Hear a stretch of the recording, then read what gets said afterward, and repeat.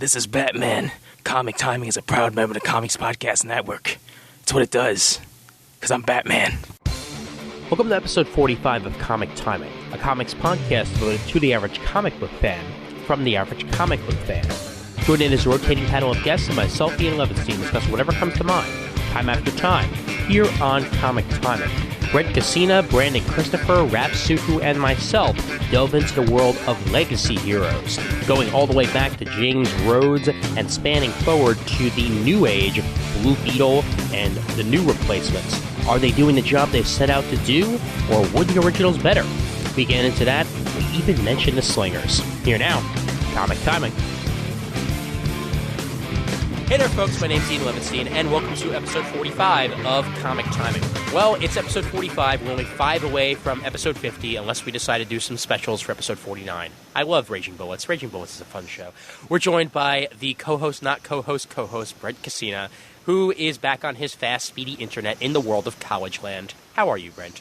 I just took my watch off after losing it. Oh, good. Good. Well, I'm sure you'll find it again. Does it have a signal so you can signal Superman, or is that somebody else? Yeah, it beeps every hour. Cool. Although I doubt you would ever call yourself Action Man. We're joined by Raph Suku, who is the Geeks Uniter, uniting geeks everywhere over at Geeks Unite Podcast. Hi, Raph. I have a podcast? Yeah, you do. I think. Oh, really? Well, yeah. It's been so long. I swear. Well, Juan thinks you have a podcast. I don't know what you think. Well, I think Juan's gonna have to reconsider. Anyway. Well, yeah, that Geek Debate episode you did was awesome. Yeah, it was. Too bad I wasn't on it. I don't. Should do ones like that more often. Yeah. Yeah, and we Raph, should. it was totally awesome when you went out of town without telling your co-host first. Yeah. No. He knew. I put on a know. form. I put on. I'm leaving for Atlanta. I can't make CNI 100. Teary face on the forum. You know, it's like, geez. I got a text message from Juan, all right, asking, hey, do you know where Raph is? I have a podcast for him to put up. I'm like, he's in Atlanta. And Ron is like, he's in Atlanta? Ron? Yeah, Ron. Ron Burgundy. Juan. You said Ron. Juan called to tell me Miney? he didn't know where you were. So, explain yourself, fool. I don't know. You know what? I'll make it up to him. I'll find him a girlfriend. Okay, good. That works. We're also joined on this podcast by a guy who hasn't put out a podcast in possibly even longer than Raph. He is Brandon Christopher.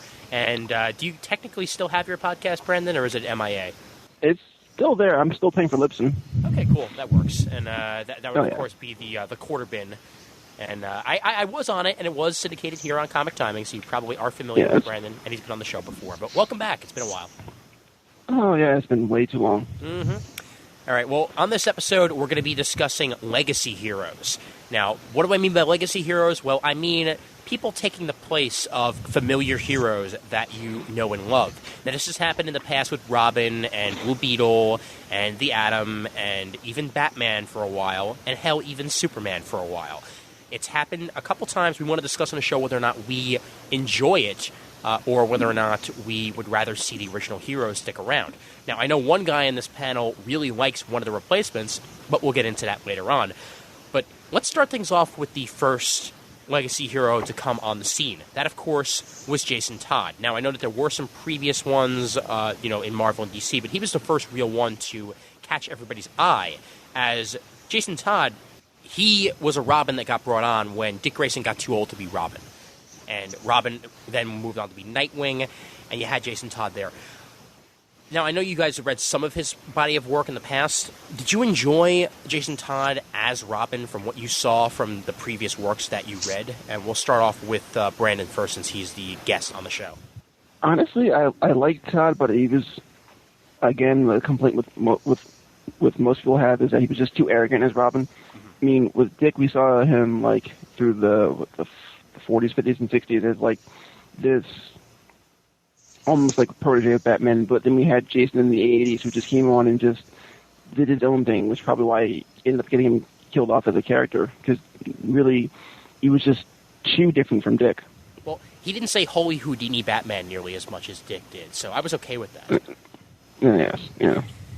But, I mean, and honestly, he was a good character, he was a strong character, but I think he was just too radically different from what we were used to as fans of Batman and Robin. It changed the dynamic too much. I guess. Well, Brent, what do you feel about that? I mean, are you okay with the changing heroes, specifically, I guess, with the character change that we got from going Jason Todd after having Dick Grayson for so many years? Was he suited to be Robin in your mind? I thought it was okay since he was just a sidekick. I mean, he's not really the main character. Well, and I mean, Dick Grayson had moved on. Yeah, well, Robin is very integral to the Batman mythos. Without Robin, Batman's just a guy running around in a cape. He has no help really, unless he has the Bat family around him. Well, Robin is the start of that Bat family. With Jason though, was he too arrogant for you? To be honest, I really haven't read any Jason Todd Robin stories, so.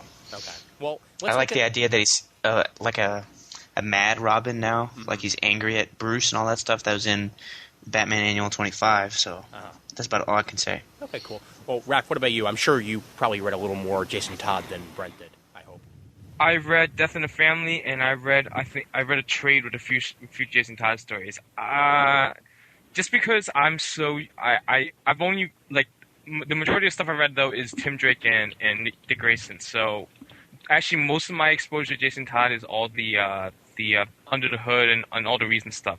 But from what I've read from the old Robin, I can see why they wanted him dead. He wasn't fitting in with it. He didn't fit. He doesn't fit that image of Robin that I have from Tim and from Dick. So it just didn't work out. I'm sorry. It just didn't work out, Jason. So okay. So Tim was a better job for you. Yeah, you know what? Tim is really Robin. Like Dick for me, just because I didn't grow up with Dick being my Robin. That sounds so wrong somehow. Dick being my Robin. Well, hey, there are some drawings out there where Batman has some Dick, if you know what I mean. Hey-o! And then we go downhill. All right. It's only 11:06, folks. Let's go back to the serious. But yeah, Jason Todd just isn't Robin. For me, Batman and Robin are a cohesive fighting unit. They fight together, they solve crimes together, they work as one, even though they're two separate people. And Jason just it was all about him. It was all about his what he's done, and it's just I don't need that from my Robin. If it was Dick doing that, after he had established a career, I understand that from Dick, but not from Jason Todd. Well, but really now, is Batman and Robin a cohesive fighting unit? Now that Robin has had his own title for 160 issues, as Tim Drake, is he really Batman's sidekick? I know Grant Morrison is using him, and even prior to 1 year later, he wasn't featured prominently in any of the Batman books. I still say he is, only because,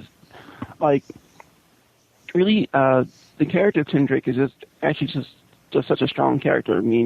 Even looking back at his miniseries, Robin 1, 2, and 3, they were all pretty much standalone stories about Robin without Batman. But his character is just so strong to the cause of Batman.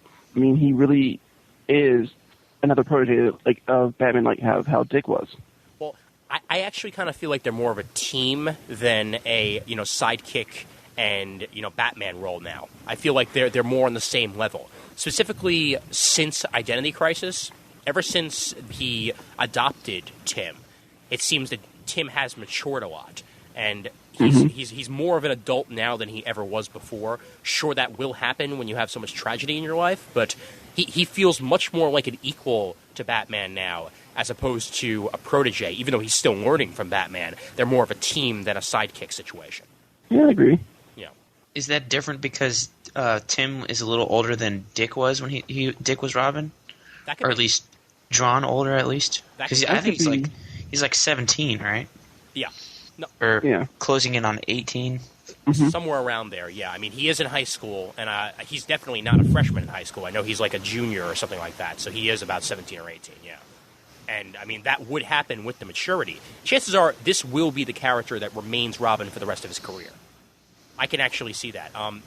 Specifically, I can see him growing up using the Robin name as a grown-up hero, or perhaps even becoming Red Robin, but I'd rather him be Robin for the rest of his career. I agree with that, only because we've seen with this Robin, we've seen him in a lot of good leadership roles. I mean, he's been with the Titans, he's led the Titans, he's been with Young Justice, and he's led Young Justice. And you see, even with those books, you've seen him mature through those books as well. And that's where I think that's kind of the role of what Batman is to other heroes. I mean, Superman may be the one that they all look to, but we all know that in the Justice League usually it's always Batman who's been like the leader, who's always been the tactician, and that's where Dick is. I mean, that's where Tim is now. Mm-hmm. Well, that's where Dick is also. Mm-hmm. Yeah. I mean, that comes with being trained by Batman. With Tim, do you feel that the legacy has ended with Tim? I mean, do you imagine there being another Robin anytime in, say, the next 10, 15 years or so? Or do you see Tim remaining in the role of Robin?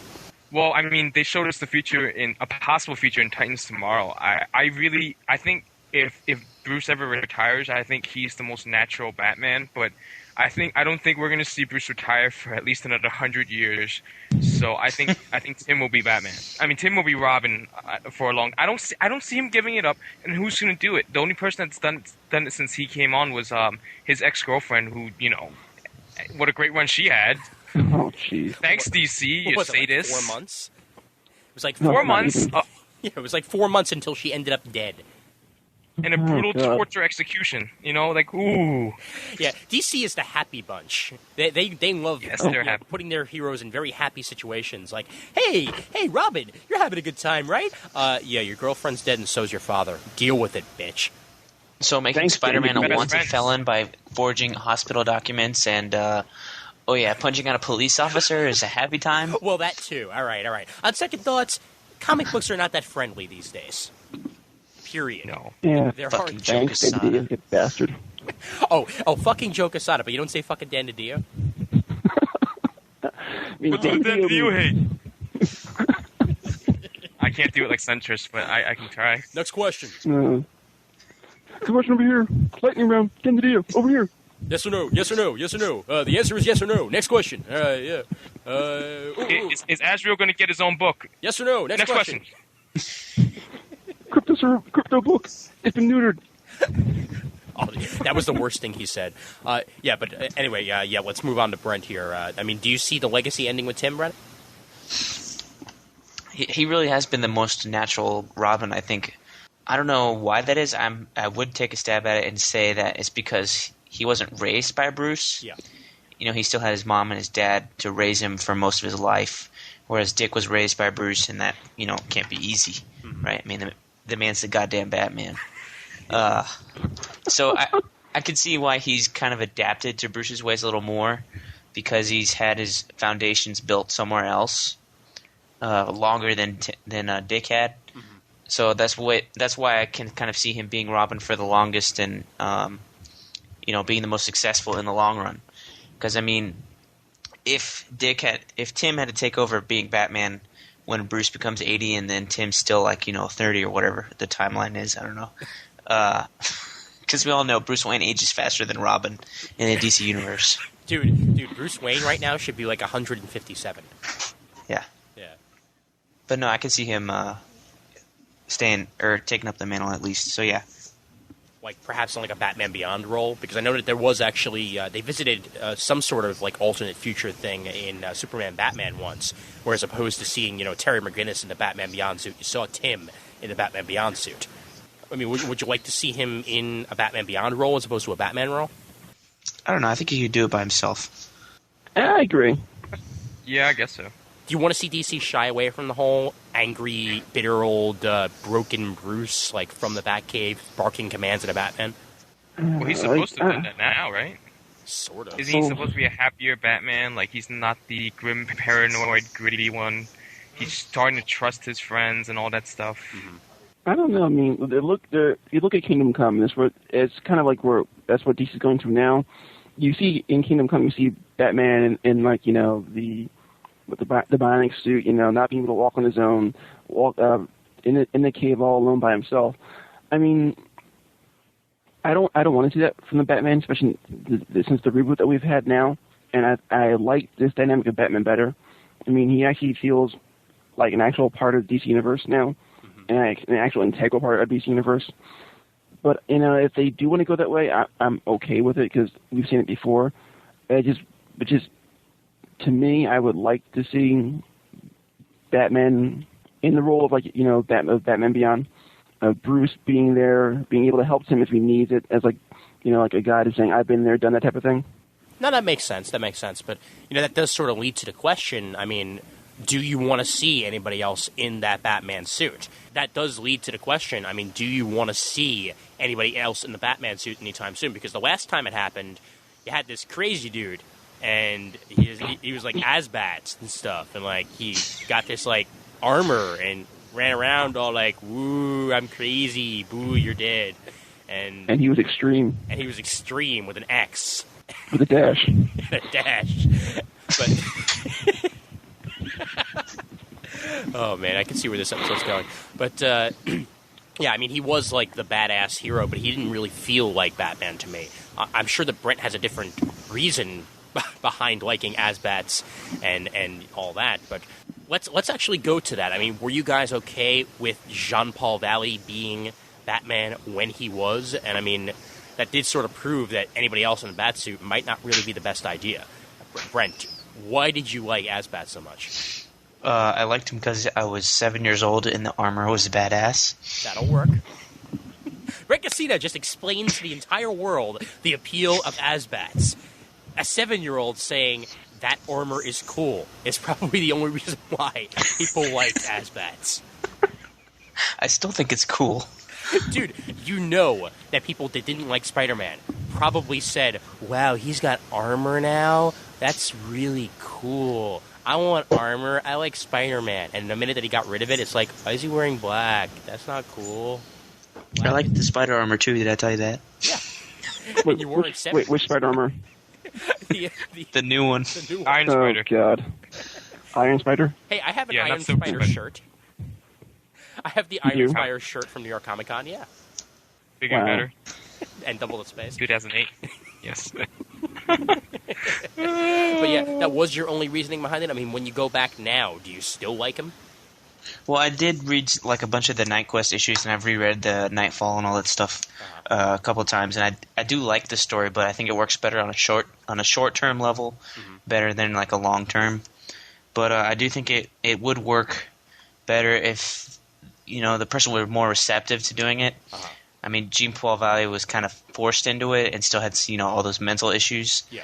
And then Dick Grayson in the Prodigal storyline, which I think is absolute crap, but he was kind of reluctant the entire time and made for an awkward read. Yeah.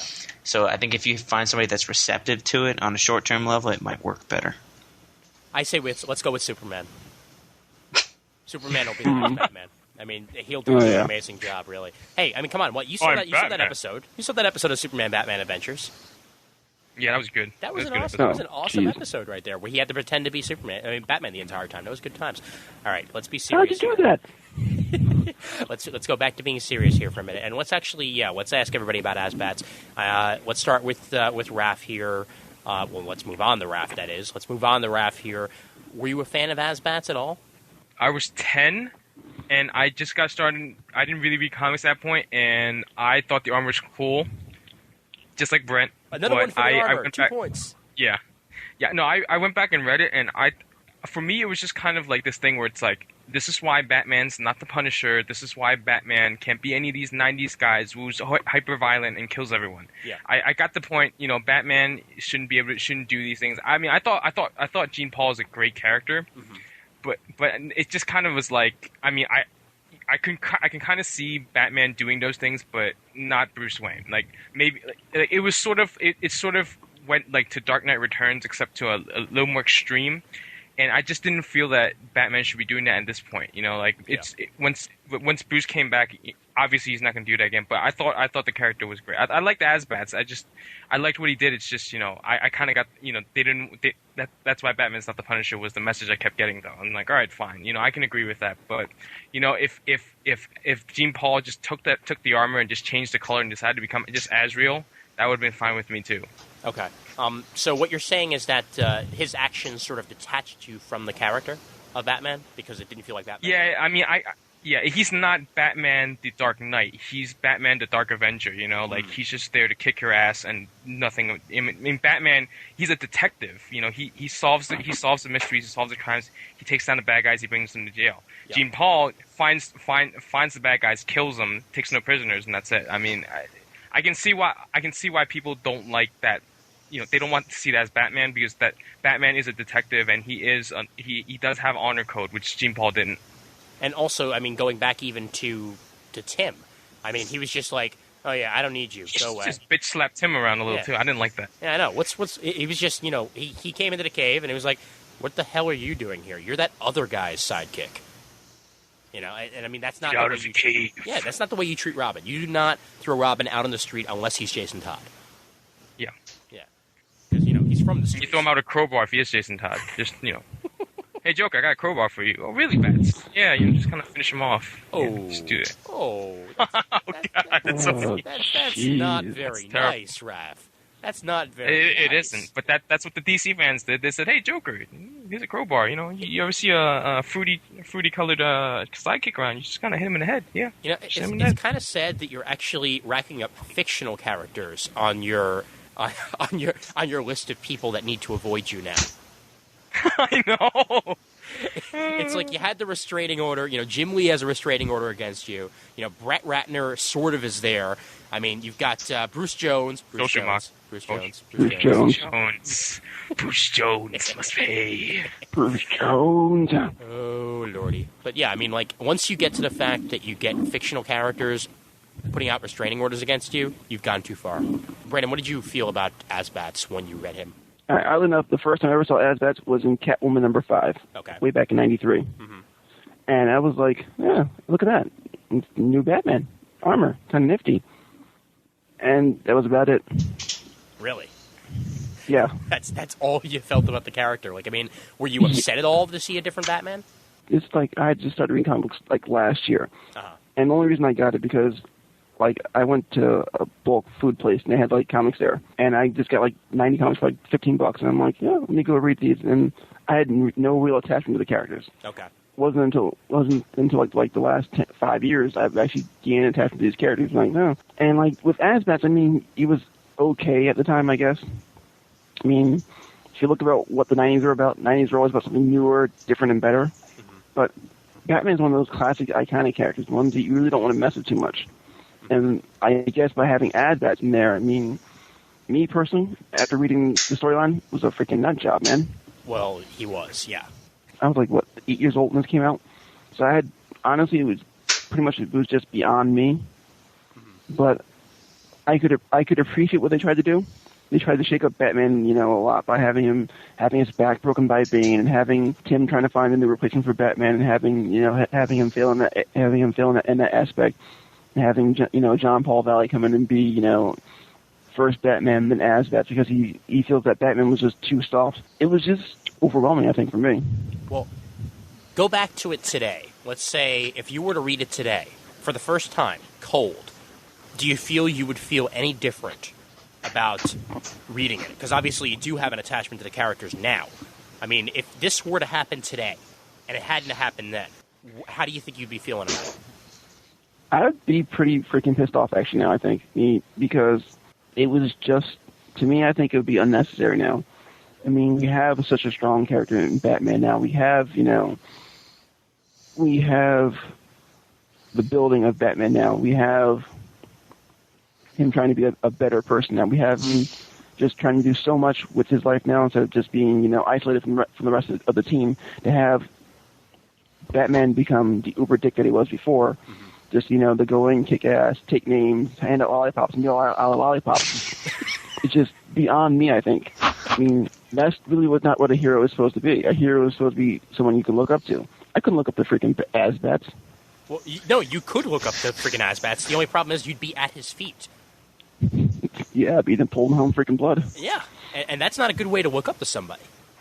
No. Because chances are you're not going to be conscious much longer. No, not at all. Well, I'm going to ask the same question here to Brent, actually. If you were to read this for the first time today, and 7-year-old Brent had never said, wow, cool armor, would you be thinking about Asbats any differently than you do today? Today, like, as he's had all these same stories and we've rebuilt him, Yeah. or as none of that ever happened. No, none of those stories that happened back then happened. If they were happening today, But he still had been rebuilt. but he's still been rebuilt. Yes. If there, Okay, if there was an opportunity where Batman's back got broken today and Asbats came in and replaced him, how'd you be feeling? Yeah, I might not like it. Okay. Because he's just been rebuilt recently. But if he hadn't been like rebuilt and restructured, basically the way he's been today, then I still might be receptive to it. But the way they put it out then was like it's going to be for the long term. They didn't say that there was like any end in sight. I don't think so. I mean, I don't know. I'd still read it, but I don't know if I'd enjoy it as much. I think the kid in me enjoyed it a lot more than the adult in me might have if it was coming out today. Well, the way I feel about it is pretty much the same way that Raph felt about it, that Batman is not the Punisher, and he never will be the Punisher, and Asbats proved that. I mean, to have a Batman that's willing to kill, that's not the type of character that the DC Universe needs, that the Justice League needs, that Robin needs, that Gotham City needs. They need somebody who's willing to go only to a certain point to ensure that these people at least try to get rehabilitated. Because there have been, as we're seeing now in the Batman books, a lot of his heroes do end up sort of rehabilitated for a while until one writer comes along and says, I don't want that anymore, he's evil again. But, the point is that he is willing to give these people a second chance, to get rehabilitated in Arkham, to put them away from society and, hopefully they learn their lesson the next time around.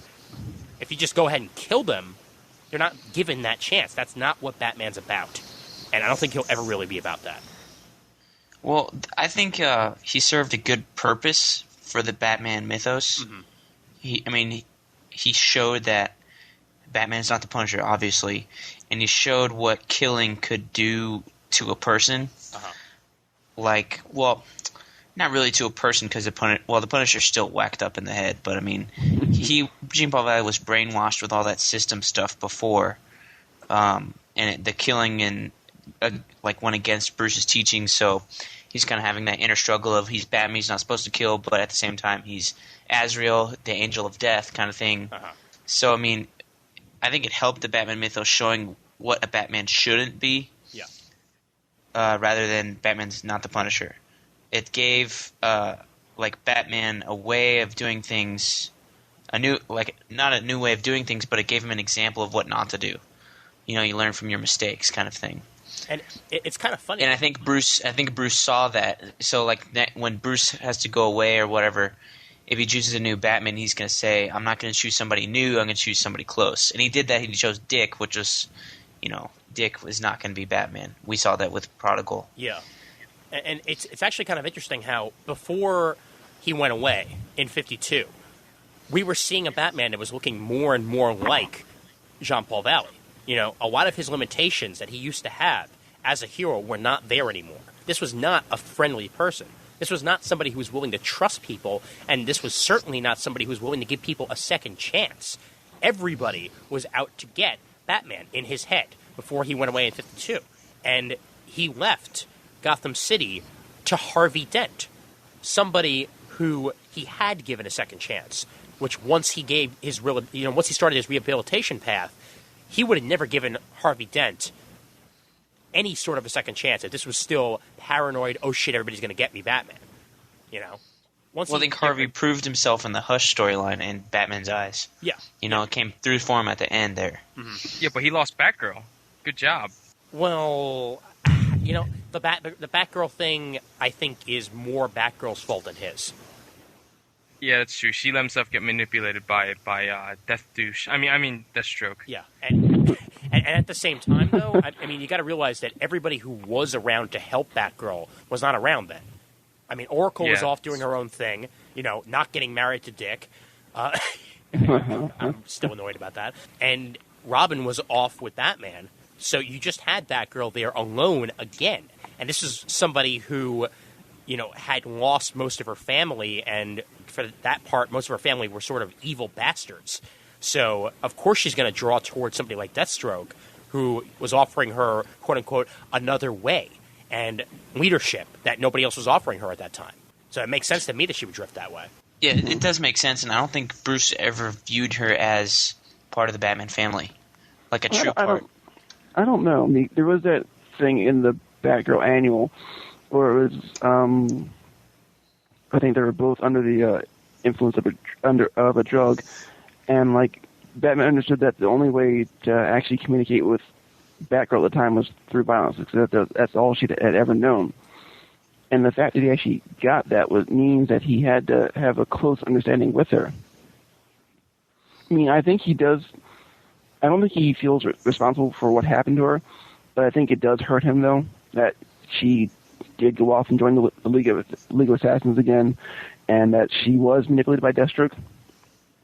I think it hurts Robin more than Batman, honestly. Yeah. Yeah, I don't think Bruce ever viewed, like, yes, he could have had a kind of a close connection. I won't say relationship, because really the only people he has relationships with are Dick and Barbara and Tim And Alfred. and Superman and Alfred, yeah. But maybe he had a close connection or like acquaintanceness or something. But since he didn't choose her to be Batgirl, I don't think he viewed her as part of the Batman family. Like the same way that he didn't view Huntress as part of the Batman family. Mm-hmm. Yeah, and that's actually a good point. Let me actually mention Batgirl in general here. I mean, as a replacement for, well, a Batgirl that stopped being Batgirl under circumstances most people in the comics industry, well, in the comics life, don't end up stop being a character like this. I mean, well, she didn't choose to stop being Batgirl. She got crippled by the Joker, Barbara Gordon. And for years, there wasn't another Batgirl until all of a sudden, here comes, Ms. Kane ready to go here. I'm not sure whether or not the Bat universe ever really accepted her because of the memory of Batgirl that was left behind. I mean, she had very hard shoes to fill. Which Kane are we talking about, though? Well, that would be Batgirl, right? Cassie. Yeah, Cassie Kane. Bat Kane. Yeah. Okay. Yeah, I mean, the other one, Batwoman, we could mention quickly because I don't know if that really is much of a legacy hero because there wasn't a Batwoman to replace her in the current continuity. But yeah, so there was Huntress Batwoman for a little bit during No Man's Land. That's about it. That's about it, though. Yeah, She was Batgirl, though. Yeah, she was Batgirl. Yeah.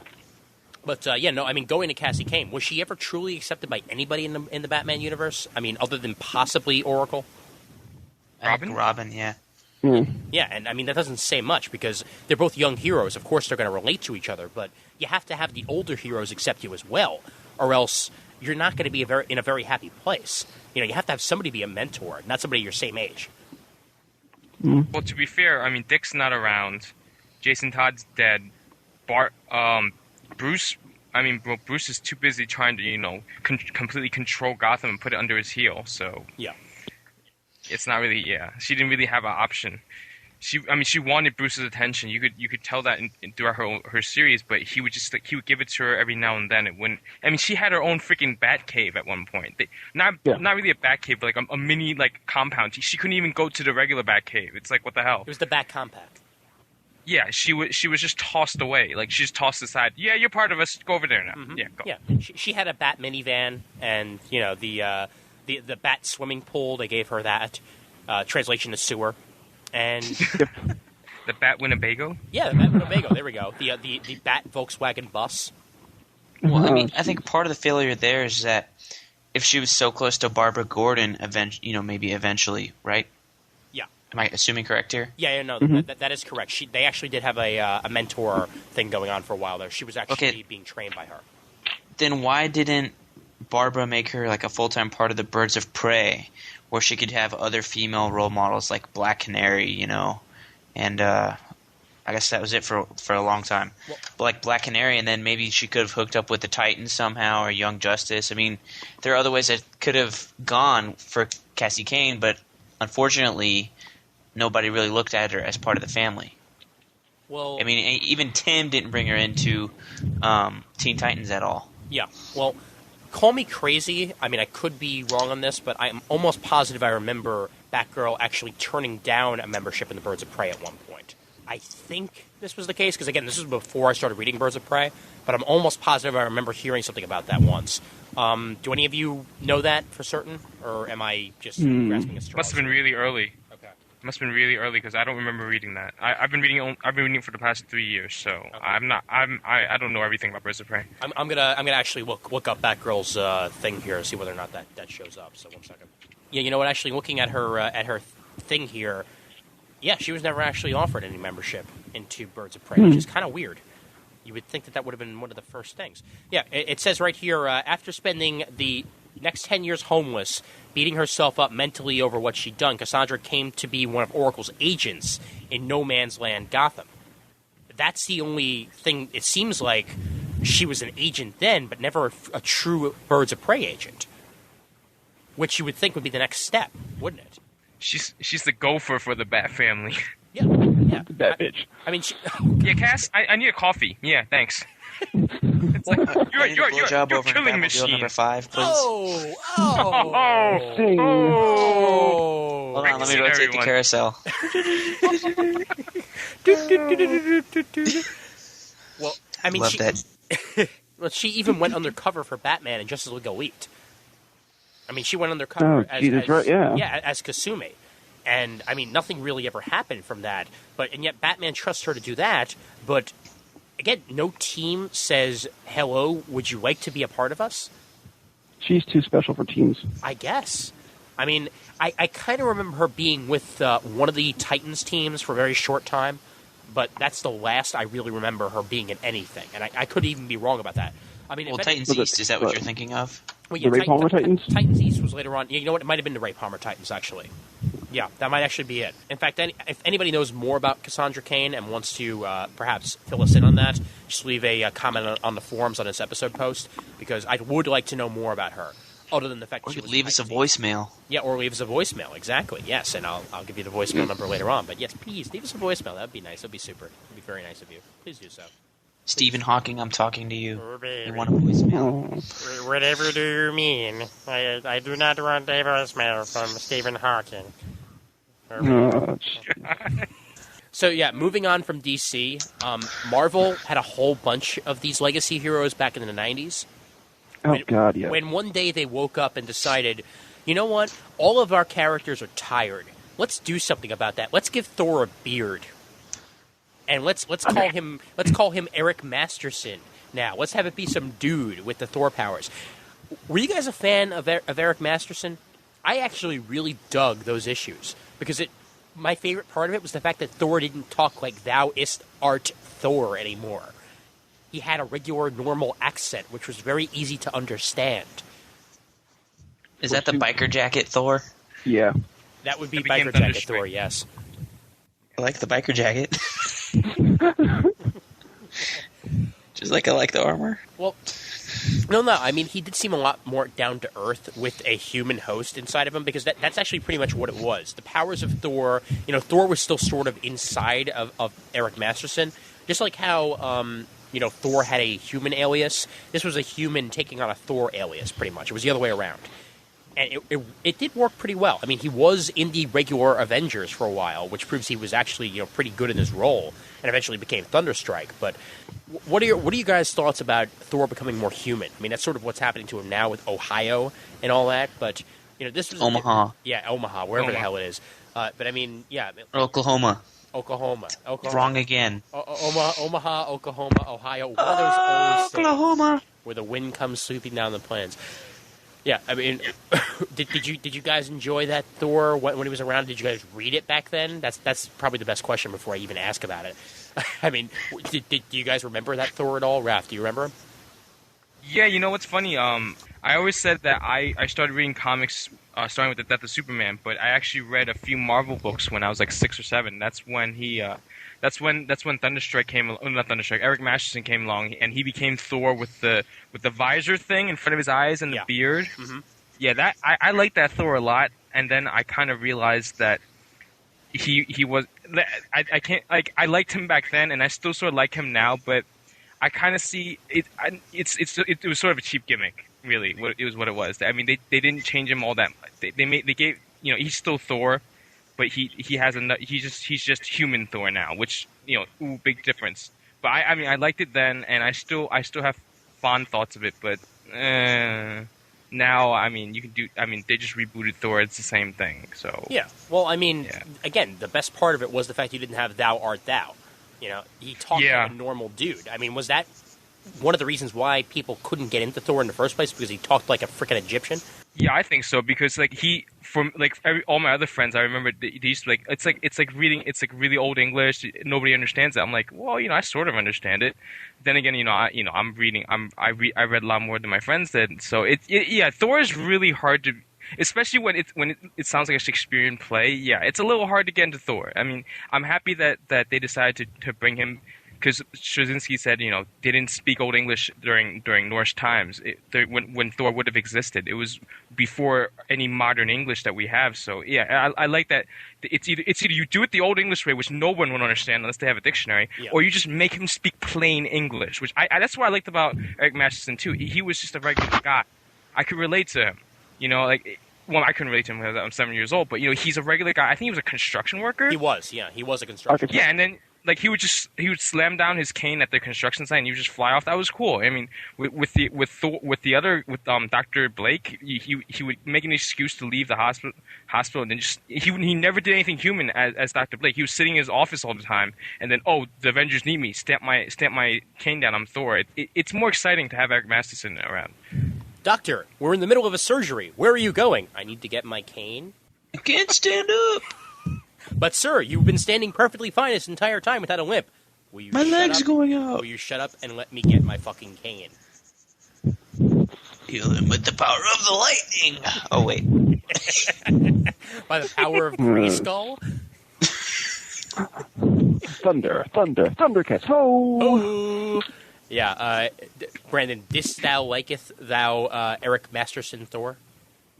I like Masterson, Captain Masterson, other than the strike.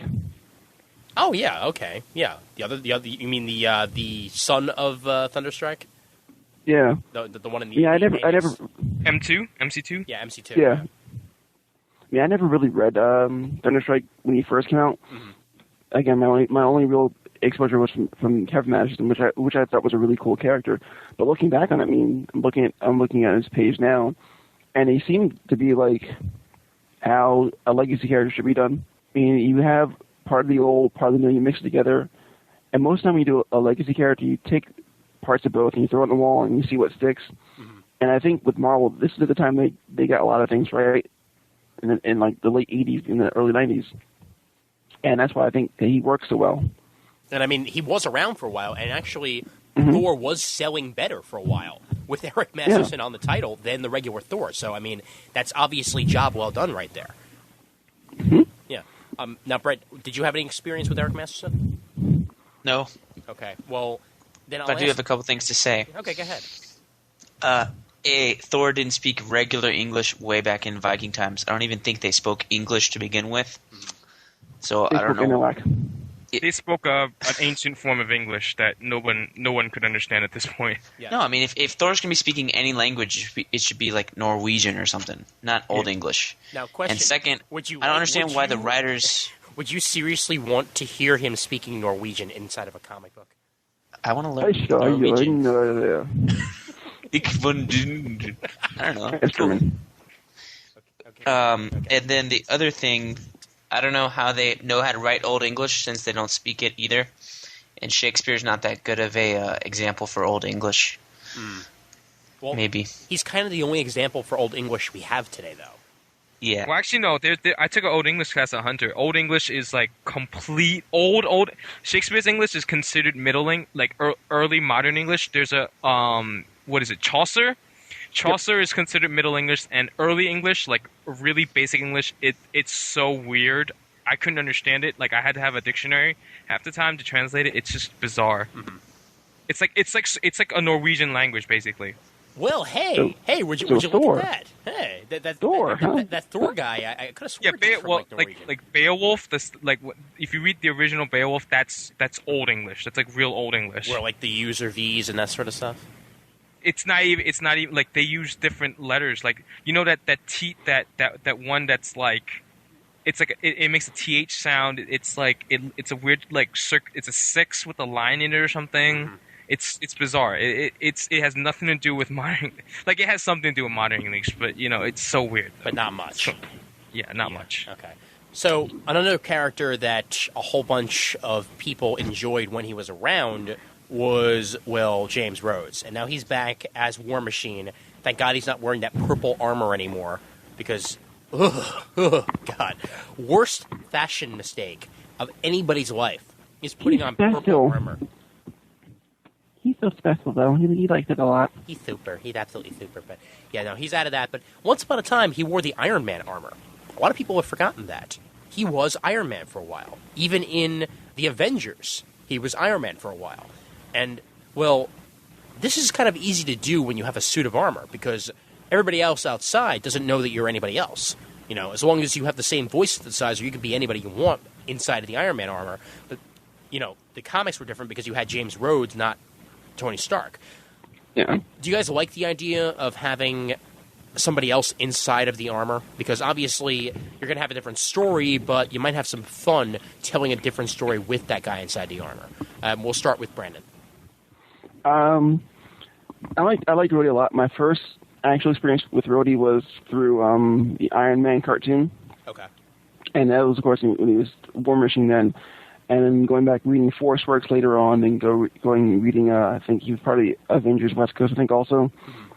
I liked him a lot. He was actually a strong character. I like saying this term again, strong character, but I mean, he really was. He was almost like a standalone character. He was like Iron Man, only without the alcoholism and the womanizing type of thing. He was a military guy, and he brought like that whole sense of tactics and urgency to Iron Man. Uh-huh. I mean, I'm probably going to go based off more cartoons than what I know, but like, didn't he also have like a fear of claustrophobia after a while, also from being in the suit too much? Was that something that was actually in the comics also, Raph, or was it just in the cartoon? I forget. I'm not 100%. It might just be the cartoons because he's in Initiative, and I don't see any mention of that so far. Okay. All right, because Yeah, again. no, because I'm going to look him up on Wikipedia just in case. Okay. I mean, again, I like that because it gave like a fear to a character which you really didn't see a lot of. I just liked him overall. I mean, he was just a really freaking cool character. Yeah, he was. Yeah, no, he was badass. He was very badass, and I mean, And he's from Philly also. yeah. So, amen to that. You like your Philly people, don't you? Heck yeah. Yeah. Now, Raph, I mean, do you enjoy seeing somebody other than Tony inside the armor? Yes, especially now. We need a new Iron Man more than ever. Oh, Oh, you yeah. douchebag. Oh. Iron No, I douchebag. loved Rhodey. Yeah, I loved Rhodey. I loved the idea of War Machine. Because, again, like with Batman, War Machine was a souped-up, more powerful version of Iron Man with a lot more offensive weaponry, and I thought that was so cool because, it's the 90s, and I'm a 90s kid, so more pouches, baby, more pouches!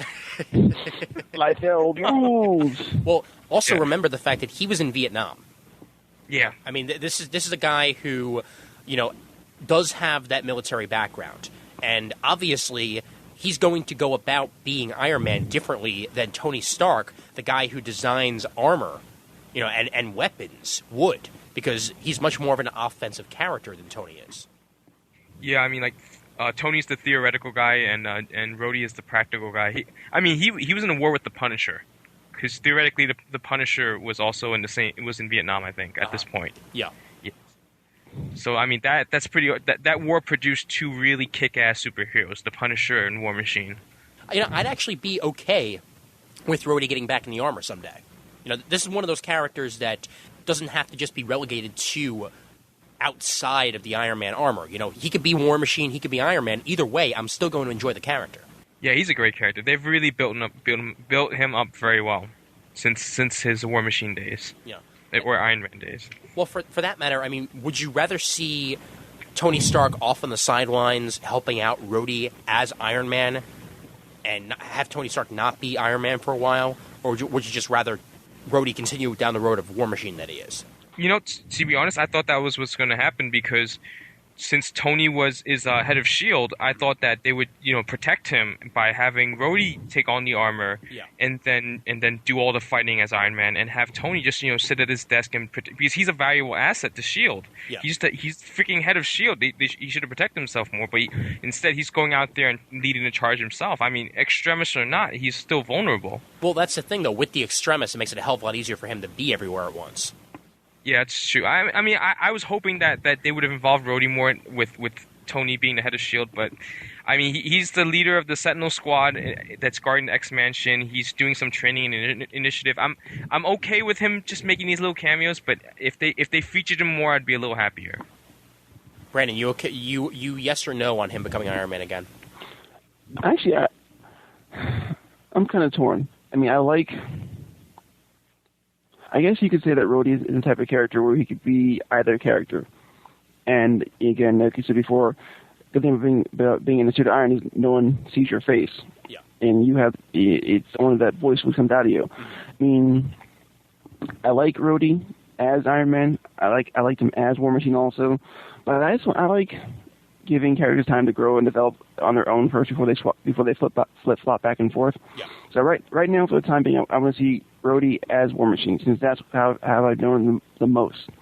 I want to get time to build up that character again. And if he has to pick up the role of Iron Man, I don't want to be done, haphazardly or just done for the sake of doing it.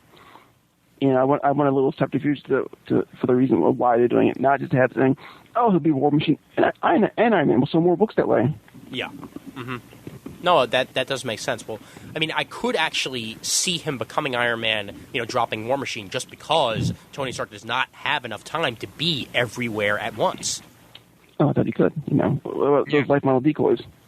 Well, true, yeah, but he doesn't seem like a life model decoy type, Tony.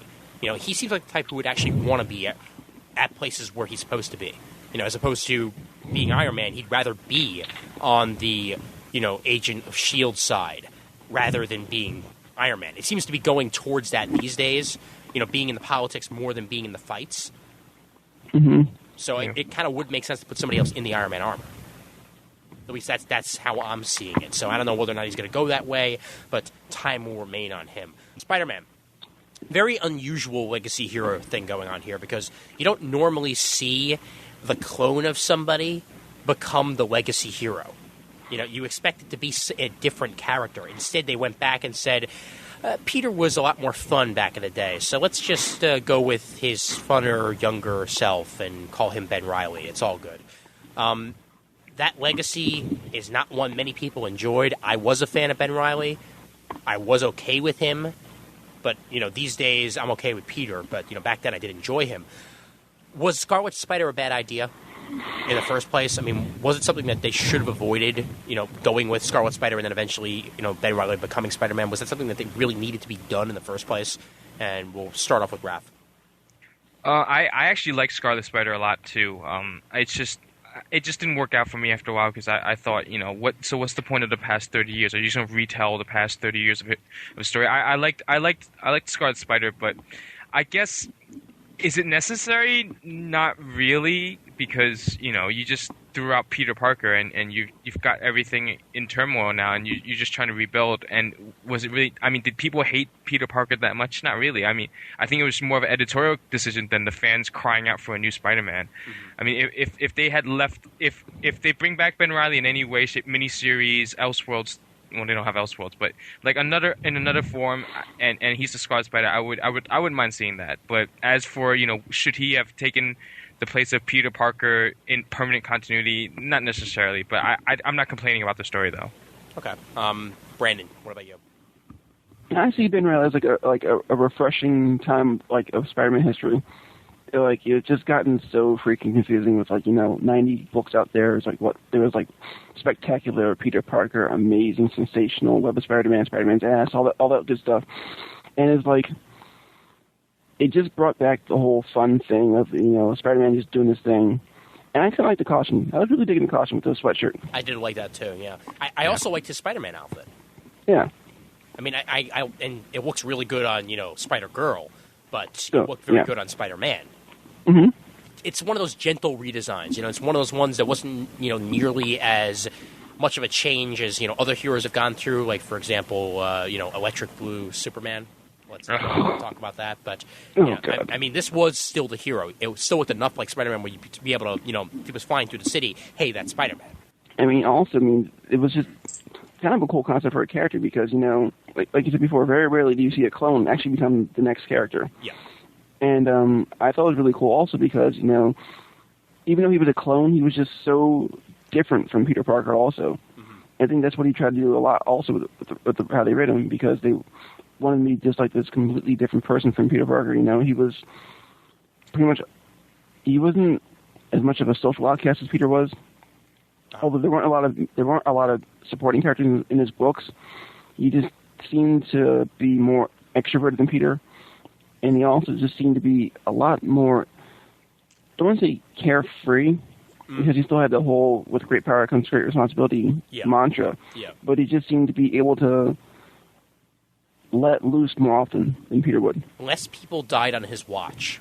Yes. That's a good way to put it because this is the Peter Parker that we had, a few years earlier, where before Gwen went kaput, before Captain Stacy, before any of that happened, this was the Peter Parker that you had. He was fun-loving, he was free, and while he did worry about his aunt and stuff, he wasn't afraid that the next person he was going to meet was going to end up dead because of him.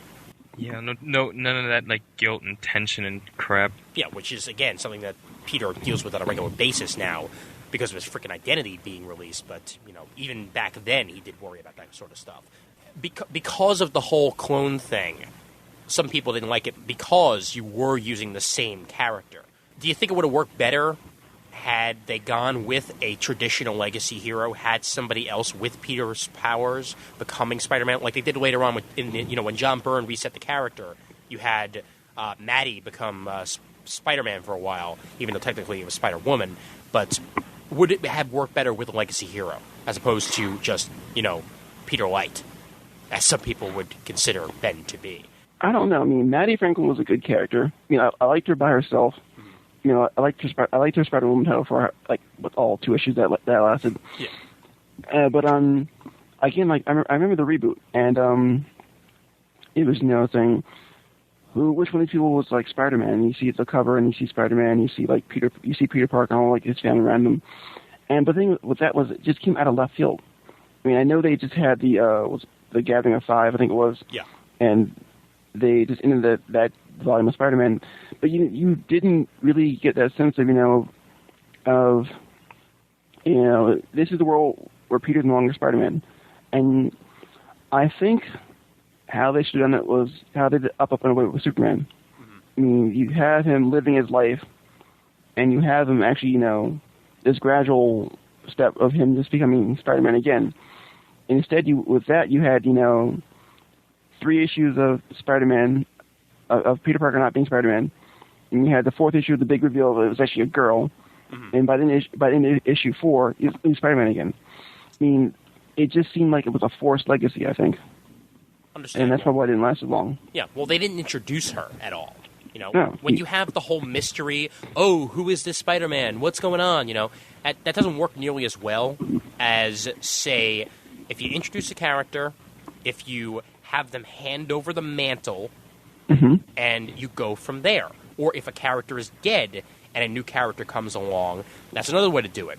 With Peter here, he had his powers, he didn't know this character, all of a sudden, Spider-Man just shows up and it's not him. That's not the way you handle a legacy character. It just seemed too forced and it seemed too fast. There was actually no grieving period for the character. Yeah. Or time of loss about the character. I mean, here it was, I think it was like 280 something that Amazing ended. Yeah. And then they started over again. They renumbered it with number 1. And there it is. And I think number 1 came 3 months after Amazing ended? Something like that. And there was no real time for the shock of having Spider-Man around. Mm-hmm. I mean, if they would have picked up saying, oh, okay, this is what happened in the months or years, however long comic time is, without Spider-Man, I think that would have been a lot better because you would have got the sense of, there's no Spider-Man now. Sure. And I think that would have made it a lot richer storytelling because you can see all this, or you can see what's happening. I mean, when Amazing ended, you saw Peter Parker living in like Queens with Aunt May and MJ, and they were pretty much broke. By the time Amazing restarted again, you see what MJ as a supermodel living in a penthouse. I'm like, where the hell did this come from? Yeah. This wasn't what I was reading like 5 months ago. Mm-hmm. It didn't seem right. It didn't seem right. And again, because the whole thing was rushed, you sort of knew that this was not going to last. Because when you don't build up a character and you just force them into people's laps and say, "That's Spider-Man now." No, seriously. No, we swear to God, that's Spider-Man. No, don't look away. No, don't drop the title. We swear, this is Spider-Man. Oh, where are you? God, all right, fine, Peter, Spider-Man, whatever. Just deal with it. That's what it felt like to me. You know, this was an arc where somebody else was Spider-Man. This was not, this is Spider-Man now, live with it. If you don't like it, I'm sure maybe he'll come back in a few years, but this is who you have now. That didn't feel like that to me at all. I mean, Raph, did you buy into the hype at all? No, I kind of figured Peter's gonna be Spider-Man again by the second or third issue. I stopped picking up that book actually. Really? Because I had nothing. It was, I don't know why. I think it was because it was my budget, first of all, because, I'm like 12, 13 years old. And then it was like, well, I think chapter 1 was a bi-weekly book that came out. Oh, chapter 1, that was good. Oh, God, yeah, that was terrible. That was John Byrne, right? And then No. it was chapter 1, and then he redid, and then they did the Amazing reboot, right? That's how I'm remembering it. So I read chapter 1, I wasn't a big fan of it. Then I read the first 2 issues of Amazing. I said, forget this, it's not him. Who the hell is it? And I don't really care because I know Peter Parker's still going to be Spider-Man by the end of this run, by the end of this storyline. It was so obvious to me. And I'm 13 years old, and I just got into comics for like a year or two, and I already know this, so I just stopped picking it up. Yeah. I never finished it, so I didn't even know who Maddie Franklin was up until like right now. Well, it's bad when Ben Reilly was better built to be Spider-Man than Maddie. Oh, yeah, I mean, Ben Reilly was terrific. I didn't know who he was back then. I still liked him. And then I started reading the actual books, and I liked him a lot. Meanwhile, Maddie Franklin, you know what? I take it back. I do like Maddie Franklin because she's in Loners right now, and she's doing a great job in there. She is, yeah. Yeah, well, she's a good character. She just has to be written by the right people. Yeah, I mean, it was nothing. I mean, 2 issues, 3 issues. It wasn't. I didn't even care at that point. So, I think really, Spider-Man's one of those few characters where he shouldn't have a legacy, I think. Or if they do a legacy, it's like he has to be someone really close to him. And that's why they did. I think it's for the decline because he pretty much was Peter Parker. He had the same personality as Peter Parker. I mean, if you look at Spider-Man, it's always been about having like the worst luck ever. And you look at his life saying, oh, things are going good from now, but wait till the shit hits the fan. And that's why I think what Spider-Man should always be about. And that's why I think he's one of those few characters where a legacy really wouldn't work. Or like someone like Captain America, it's always about the ideal. Because that's what Captain America is. More than anything else, he's an ideal of a person. Hey, speaking of Captain America, there is a whole thing going on right now about there's no Captain America right now. Hey, Captain America's dead. What are we going to do? Are we going to get a new Captain America? What's going on? What's going to happen? Should there be a new Captain America? That's the burning question right now in Marvel Comics because Iron Man offered it to, Clint, and he turned it down. Clint, of course, being Hawkeye. Smart. And, it's a good idea that he did because the way that Tony was acting, you can tell that he just sort of wanted to just fill the shoes so that barely anybody would even notice that there was no Captain America anymore. And that's not the way to go about it. You have to have a grieving period. And he was forcing Clint Barton into the role of Captain America. Eventually, and he noticed it, and he went off and bid, now he's Ronin and all that, and all's well with the world, but there still was no Captain America. Who in the Marvel Universe right now do you see filling the role of Captain America? Do you see anybody inside of that costume? Echo. Really? No, I'm joking. Just because I mentioned, all right, fine. Haha, we have our laughs. All right, yeah, okay, anyway, move on. I'm sorry. Well, no. The best thing about Echo is that she would try to look like a man again. Oh, gosh. Oh, God. She's quite mannish, man. Uh-huh. I think we're okay with no Cap. Leave him dead. Do you want to see anybody at all, like ever, as Cap? No. the whole idea was a World War II idea, and just replacing with somebody now just seems dumb. Okay. And I hope he doesn't stay from the invaders or whatever. No, he's not going to. He's not going to. That's just a story that's going on. I guarantee you he'll be gone after that. Because, for one thing, you'd be messing with the time stream so much by having him stick around. Captain Marvel. Oh, don't even kid, man. All right? There's no way in hell they're going to have, a World War I era, World War II era Captain America be in our time for more than, 5 minutes. That'd be two captains that they pulled back from time to come back, you know. And maybe he could watch the Negative Zone prison too. He'd be Captain Marvel, America. Captain Marvel America. There we go. What a brilliant idea. I agree with that 100%. In about 20 years. I got it from Jeff Loeb's notebook. Right, sure. All right, Brandon, yes or no on a new Cap? I say no right now. I mean, again, it's just too close to having Cap die. I mean, he died in one of the most horrific ways ever for a superhero to die, being shot outside your own trial, through the chest, through the head, through the neck, and that's just pretty freaking bad. I'm sorry, someone must have wanted you dead to do that, to shoot you 3 times.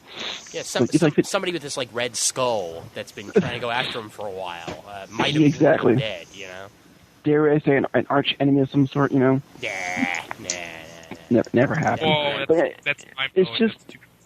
I think right now is just too new and too fresh in our minds because Captain America, his dying made freaking world news. Yep. It was so big it made Stephen Colbert news. Yes, and anything that makes Stephen Colbert news, is big. Oh yes. Again, it was just this overhype of Marvel saying, okay, we're gonna do something radical, we're gonna do something new, we're gonna kill a hero, we're gonna kill someone big, we're gonna kill someone major, and they kill freaking Captain America. And you know what? If they replace him right now, I think Marvel will be dropping the ball big time because they're not letting this shock and awe value set in. Yeah. It'd be like making a new hero and having him die in the first issue, like Wonder Man. Well, I mean, that would be for example, if they had just replaced Thor as opposed to letting him stay dead. Mm-hmm. That would be okay. If he's gone for a year, 2 years, I'm okay with that. But no way in hell should there be a new Captain America 3 months afterwards. Exactly. Yeah, I mean, that's just way too little time right there. Raph, are you a yes or no on Cap? All right. I am a little bit of both because I want to see Bucky put on that costume for just an issue or two and just fucking kick the Red Skull's ass in. That's just for that. But no, they can't replace Captain America they can't have a permanent Captain America anytime soon because that just destroys all the hype and goodwill you built up with the death. I mean, the whole point is he's dead, he stays dead. For Bucky to put it on and kick some ass and then look at himself and realize he's not worthy or whatever, or he doesn't think he deserves it and take it off, that would be fine. Or to do what Clint did is fine, but not a permanent Cap. If they're going to do anything, though, they have to get another character that has 2 first names to be Captain America. Like Roger Steve or like Bill Ryan or something like that. He's got to have 2 first names. That's the way it rolls. Steve Murdoch Roger. Matthew. I'm okay with that. So I'm assuming you guys are all okay with the fact that Clint Barton is not currently Captain America, right? Although he's taking a Captain America name, though. Nomad. Well, yeah, but now isn't he Ronin though, or something like that? So Ronin, whatever. Yeah, Ronin, not Nomad. Nomad's the Bucky that just died. Oh, okay, yeah. The Bucky replacement. Yeah. Ronin. I mean, that's a cool name, also. Ronin. It's all edgy and extreme. With an X. Just like. And a dash. Yeah, with a dash. Yeah. Yeah, of course. Just like the 90s. Yeah. But yeah, Raph, I'm assuming as well. You're okay with Al Clinton being Cap? Yeah, no, that's fine. I needed, it was cool to see. That's actually a great setup for him to be Ronin. We know that he doesn't want to be Hawkeye. He tried being Cap and he hated it, and now he's just Ronin. That it's a nice little circle there. Mm-hmm. All right, cool. Brent, you? Yeah, perfectly fine. All right, cool. Would you rather be Hawkeye again? How about that? I guess not, because Hawkeye's kind of done, right? No, I think we let the new girl be Hawkeye. Yeah. Yeah, well, the Young Avenger. Yeah, that's a legacy right now. Yeah, I mean, she's already being the legacy hero, being calling herself Hawkeye like she is. Why not Lady Hawk? She-Hawk? Oh wait, never mind. She-Hawk? She-Hawk. Silverhawk. How about let's not and say we did? Yeah, let's do that. That's a brilliant idea right there. All right, so we're okay with no Cap right now. So if a Cap does return, should it be Steve Rogers? Zombie Steve Rogers. Not even zombie Steve Rogers. I mean, should we go without a Captain America until Steve Rogers eventually comes back from the dead? Like the Liefeld return? Yes, pretty much. Minus the boobs, obviously. Yeah. I mean, for all the bad that Liefeld did with his return, it's actually not a horrible read. I say that with a grain of salt. But I mean, like, it was kind of cool seeing, Rogers retraces not his origins as Captain America, but his roots as Captain America, finding out why he's a symbol of why he actually is a symbol and why people need Captain America. I mean, I think that's what Captain America needs to deal with now. The real reason the Civil War happened was only because Captain America couldn't give up his World War II notions. Yeah. Even though he's been through God knows how many years of horrible tragedies in history ever since then, he's still holding on to, he's still that man lost in time. He's still that man who's stuck in the 1940s in his head living in the 2007 world. I think if he does come back, he needs to somehow rebuild himself and find himself to be a more integral part of the world now, and how he can use what he's learned, and how he can say, well, my death wasn't in vain, because right now things are a whole clusterfuck of what's going on. See, that he needs to find out that he actually is integral to himself. Okay. That Captain America is not just an ideal. He is Captain America, and also is a way that he can live his life and be Steve Rogers at the same time. Makes sense to me. Yeah, and I mean, that is kind of hard to do when everybody knows you're Steve Rogers, though. Yeah. I mean, Brett, I'm sure you do believe that he'll come back from the dead eventually. Yeah, probably. Unfortunately. You'd rather him not? Like, ever? Yeah. Wow. Ooh. Firm words right there. But, I mean, this is the comic books we're talking about here, man. I mean, people don't stay dead. Yeah. I'd like him to stay dead for at least a couple years, as long as Thor was dead, maybe longer. Okay. That I'm okay with. How long was Thor dead for? About 2 years. Okay, yeah, I can do A that. little longer than that. Well, yeah, well, when did this assembly 03. happen? 03? All right, so 3 years. 03, 04, yeah. Yeah, it's about 3 years, which is better than I thought it was going to be. I thought I'd wake up in the morning and Thor would be back and he'd be like, "Hello, I made breakfast." Well, it's not his fault, because I think Miller and, not Hitch, but Miller and someone else was supposed to be on the book. And then Miller bowed out, and then he did Civil War, so it's not really, he could have been back sooner. Yeah. Well, I'm glad he wasn't. Yeah, that's, I mean, it makes more sense. It makes more sense for him to be gone so you can remember he's gone. Mm-hmm. Not for him to just show up one day with, like I said, you don't want him waking up making you pancakes. That's not the way it works. I mean, that's what I think DC got right when they killed off Jason Todd. I mean, they put a moratorium on his character saying you cannot use him anymore. Yeah. And now they kind of let it go because they needed him for storytelling sake, so they say. But I mean, he wasn't around for 20 years almost. Yeah. And you knew that he existed at one time, and you knew that he was there, but you didn't need him really. Agreed.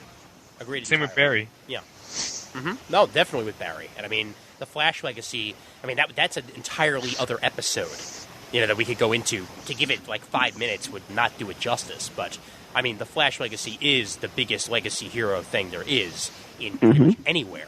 And, I mean, everybody's kind of happy that there is no Barry. I mean, at every single convention, when anybody even suggests, because eventually somebody goes up there and says, well, when are you bringing Barry back?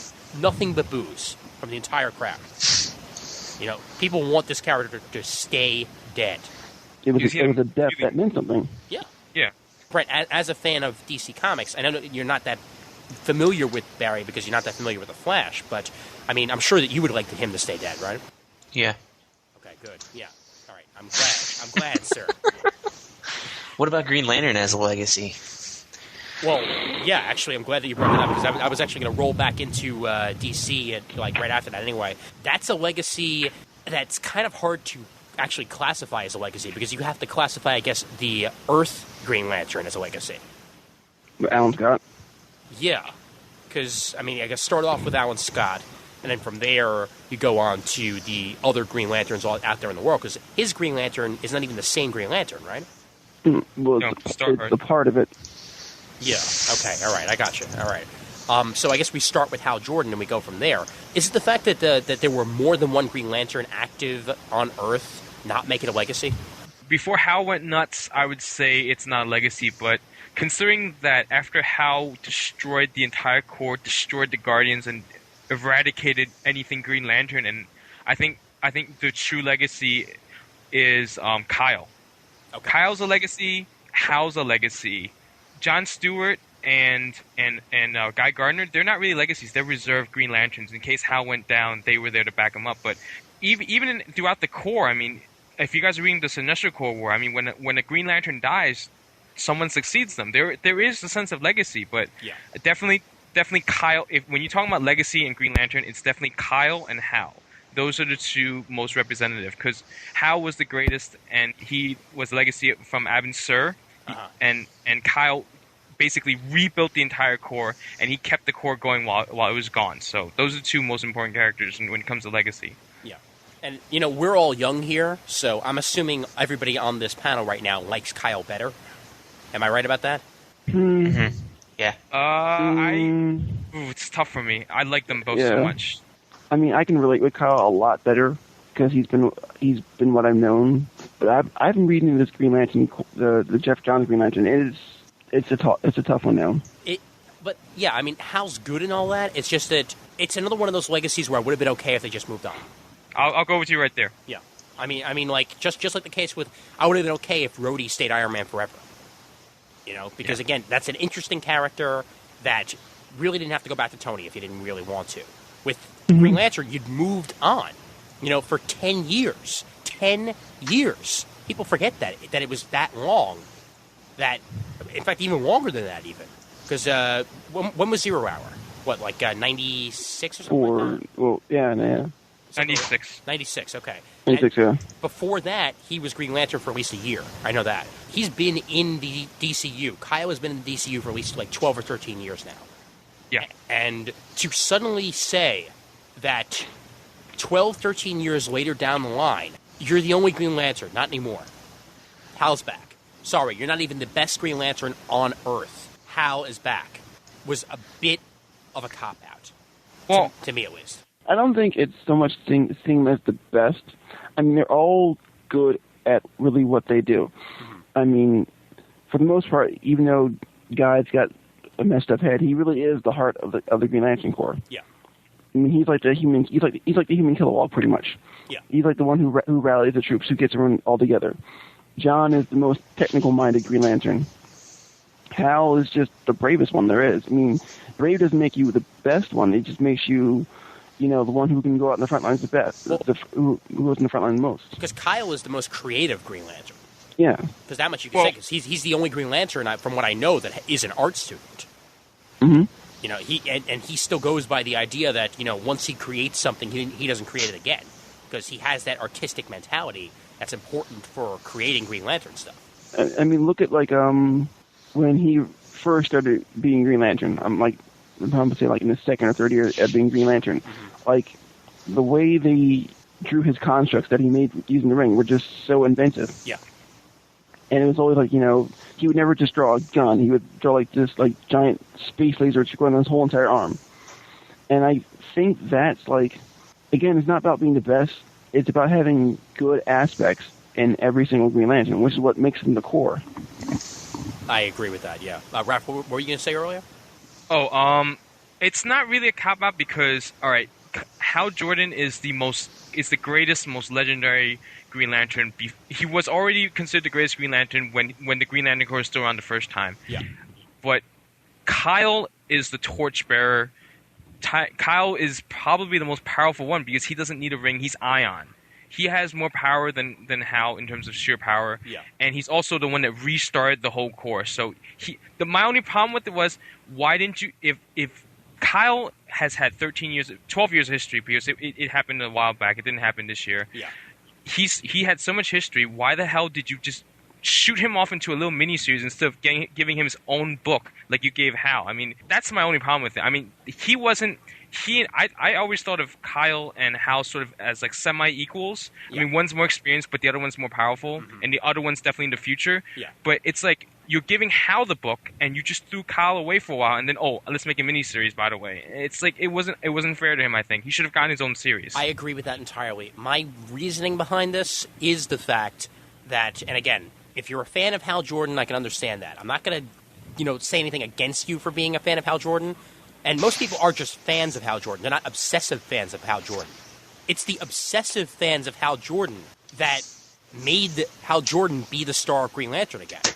They kept poking at DC, having their bring back Hal things over and over again. That finally they're like, all right already, he's back. Jeez, what do you want to do? And because of that, Kyle lost his book. He was out there, not in the Green Lantern book anymore. He's in Green Lantern Corps, which is great, and he's got Ion, which is also great. But again, that was a mini-series, and he had a Green Lantern book for years. So you're casting him off to the side. Yeah, that was my problem with everything. That was, I mean, but other than that, I thought it was okay. I mean, he's not second fiddle to Hal in terms of the core status, but in terms of the reader status, he is second rate. Mm-hmm. Yeah. Brent, do you feel he got casted off? Yeah, definitely. I was really enjoying his book till it ended, basically. Okay. All right, cool. Let's actually move on to the DC heroes that just came into the limelight. Specifically, the brand new Blue Beetle, brand new Atom, and the other characters that were just introduced, Firestorm. They're all, well, to put it lightly, ethnic. They're not the typical white superhero anymore. They're trying to branch themselves out, which is good. I like that. They seem to be much more energetic and creative towards making these legacy heroes work. I'm all right with that. But the question is, have they gotten a firm footing in the DC universe yet? I mean, do you feel like they belong in the DCU more than their originals yet? We'll start this off with Brent here because he hasn't really had much to put into more than past the yes and the no in the past couple of minutes. So let's have a nice long answer from Brent here. What do you want me to start with? Just start with do you feel like they have a firm footing in DCU? Blue Beetle, Atom, so on. I think Blue Beetle does. I really like the way they're handling his new direction. It's totally separate from anything else that has gone before. Atom, I think he's going to get replaced. Okay. I can see him going once they find Ray Palmer, or being overshadowed if Ray Palmer becomes like a mentor thing. You can't see two Atoms coexisting? Not really. Okay. Somebody's got to die, I think. Okay. Firestorm? Yeah, I think he's pretty well established. I mean, he had 30 issues or something of his series. Something like that, yeah. And the other one's dead, so sure. Yes, but again, that doesn't mean anything in the comic book world, man. He could just be in a very heavy sleep. He's stuck in the Matrix. Oh, whoa. Matrix is around you, Neo. Whoa. The Firestorm Matrix guys. Jeez. Do you feel the DCU is better off with these ethnic heroes than with the plain old whiteys? I think so. I like the stuff that's in the Blue Beetle book's the only one that I'm really reading, but I like the stuff that has put it in there that's made it a little different.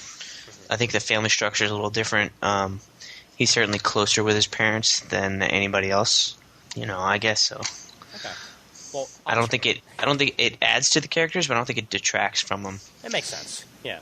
I want to turn to Ryan Choi's biggest supporter here, Raph. I know you enjoy the fact that there's finally a good Asian hero in the DCU. Yes. He very good long time. Yeah, very good. I'm going to turn the stereotype voice. So, yeah. Raph Suhu, ladies and gentlemen. You can find him on Geeks Unite and no longer on Comic Timing because I'm scared of him. But no, in all seriousness, though, good idea to make it ethnic, and at the same time, are they fitting in? Okay. The thing is I've read 2 out of 3. It's Atom, Firestorm, and Blue Beetle. So, yeah. What's funny is I think Firestorm was the first one out of the 3, right? Yes. To me, he's the least relevant of the 3. Agreed. Yeah. It doesn't even matter. You could put Ronnie Raymond there or Jason Rush in there. It wouldn't even matter to me. And this is no offense to Jamal Igo. I love that run, but what has DC done with him lately? Nothing. What is nothing? And you know what? They could just bring Ronnie Raymond back. No one would even notice. Yeah. For me, I mean, I think the safest one is Blue Beetle, and I really am enjoying Blue Beetle, and I'm so happy he's going to be in Teen Titans. He's going to get much more exposure. Yeah. And that's a sign that this legacy character is here to stay. Mm-hmm.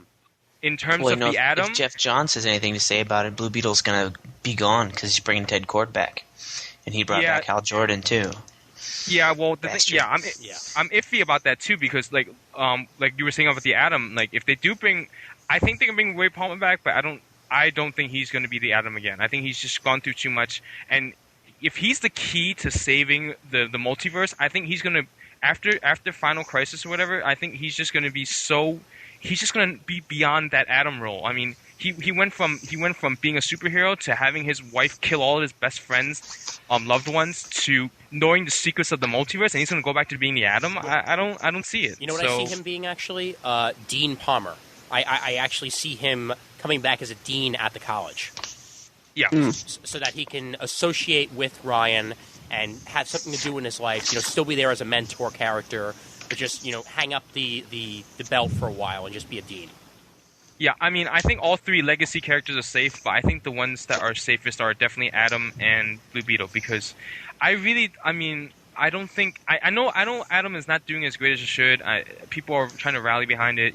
Mike Norton's on it. We rallied behind it, and it's definitely I think the worst selling of Gail Simone's books. I think, I'm behind that book, and I would really love. I think Ryan has built up a nice little group of friends that kind of help him out, and I'm really attached to Ryan right now, Asian or not. I really like the book. Well, all I have to say is welcome to the city on my dog's ass. Yeah, that was great. I love the big head. Everything is destroy. I love that guy. Potsy or death. Tuscaderos, Sisters or Destruction. I love that. So I mean, I really think that they're here to stay, but they really need to step it up with Firestorm, and they just really need to like do something with the other two too, because I need to know they're going to be here a year from now, so that I can invest in their books and I can read them and enjoy them without having to worry. Oh, is Ted Kord coming back to replace him? Is Ray Palmer going to come back to replace Ryan Choi? So I'd rather have some security right now. Well, with Blue Beetle, I could very well see Ted Kord and Blue Beetle associating with each other perfectly fine, because for one thing, Blue Beetle never really used the Scarab. The Scarab wasn't not a part of his shtick. It was there, but he wasn't using it any of its powers. So I'd be perfectly okay with Jamie still having the Scarab being Blue Beetle in his own book, and have Ted Kord Blue Beetle off on adventures with Booster. I'd be okay with that. Blue and Gold. Well, if Ted Kord was always in the time stream. Well, yeah, that would be even better. Yeah, because he'd be able to just be on his ship, not have to worry about any of the time misplacements or anything like that. Let's actually turn to Brandon here and have his take on the heroes. I'm going to agree with most of what's been said. I do agree that the two safest characters are going to be Blue Beetle and Atom. I mean, I didn't read much of Firestorm. I think I read like one issue, and that was in the store. And like, to me, as an African American, he didn't really feel black at all. Uh-huh.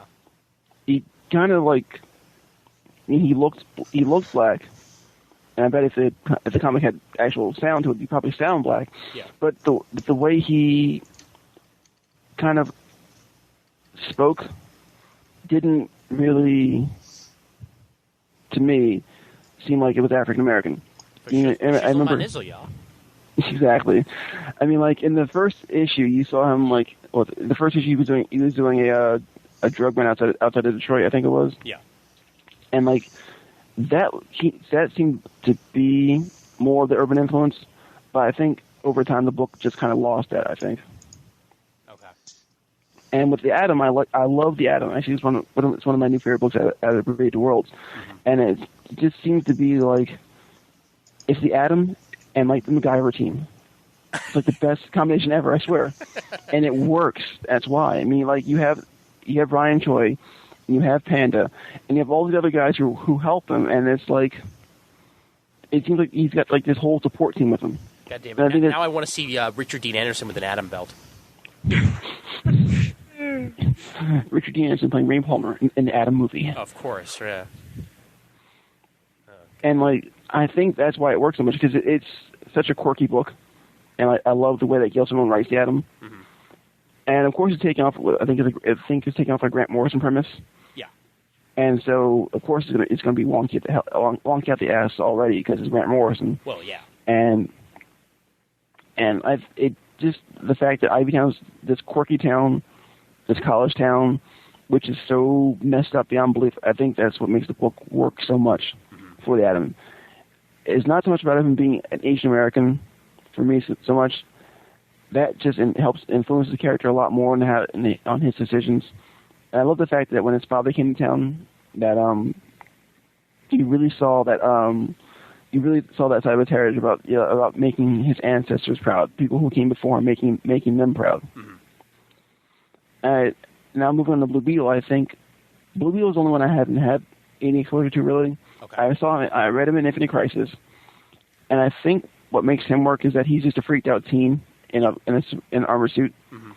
I think that's why he works, because he's really discovering his powers himself.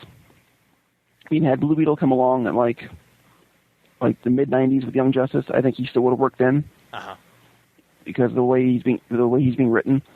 I mean, honestly, what's so hard to identify with about being a teenager and not knowing what you can do?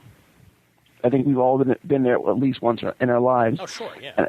And that's why he works. Not so much that he's a Latino living in Texas. Not so much that his name is Jaime Reyes, who hangs out with his friends, who does all this other stuff. Mm-hmm. It's the fact that he has these abilities.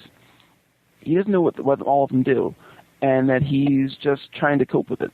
And the fact that he's being accepted now by other heroes, because pretty much he just stumbles his way through to his success, it seems to work because the character seems so genuine.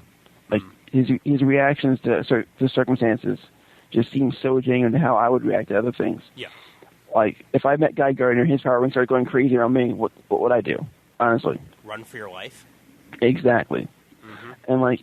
And the fact that he actually stays there and plants himself and tries to talk to him, it's like saying, oh, I'm a big fan of yours. I'm a big fan of yours. You're so cool. You're so cool. While, the guy's trying to kill him. I think it's just impressive. I mean, it's well-written stuff. I used to read your comic all the time. I swear. No, don't hurt me, please. Oh, God. One thing I want to ask you guys before we do actually wrap this up. Actually, it's more like a three-parter, so I'll just ask it right now. I want to get your favorite legacy hero, meaning, of course, it's a legacy hero that you like better than the actual original hero. I want to hear a hero that you would never want to see replaced, and I want to hear one that you think desperately needs to be replaced. And I'll ask those three right now, and I'll start off with Raph. Okay, the legacy hero I love the most, I think, is... Gee, that's tough. I think I'll go with Wally. Okay. Because, I mean, that's so tough, because they didn't give Bart a chance, and I really wanted to like Bart, and I loved Bart as Kid Flash, but I think Wally was the Flash I grew up with. Wally's the Flash right now, and I'm very happy with Wally, so I'm going to go with Wally. The one that I never want to see him change is any of the big guns. Okay. But specifically, like Superman, I do not want to see another Superman. It's impossible. You cannot give me another person who says, I am Superman. It's impossible. You can't do it. There's no one that can replace him. Not even somebody who, has like a cyborg arm or like really cool sunglasses? Yeah, or a black guy in a suit. You can't do it. It's just impossible. Hey, I still got that. Oh, what about Mexican Superman? He's awesome in all the conventions. Oh yeah, when there's Indian Superman from all those Bollywood movies, who isn't that bad either. Yeah, thanks for mentioning that, man. But seriously, Black Superman. Yeah, but you get my point. Like, you can replace Cap. Can you really replace Spidey? I mean, they tried. It didn't really work out. Can you? Batman maybe, but Superman, Wonder Woman, not really. I mean, and the one they desperately need to replace is Penance. Thank you. Penance needs to go. Penance needs to go. Well, I mean, it's not even. Well, see, my question was more along the lines of ones that need to be replaced by other legacy heroes. What you're saying is you'd rather see a different Penance. That's all right. All right, fine. Let me change that then. Let me the one that needs to go. The one that needs to go the most. The one that needs to be gotten rid of. Although, wait a minute, I just have to make this statement also. Penance is a legacy hero. Yeah. Because there Bad was a Legacy. penance in Generation X. Yeah, Oh, but I like yeah, her that's better. right, you're right.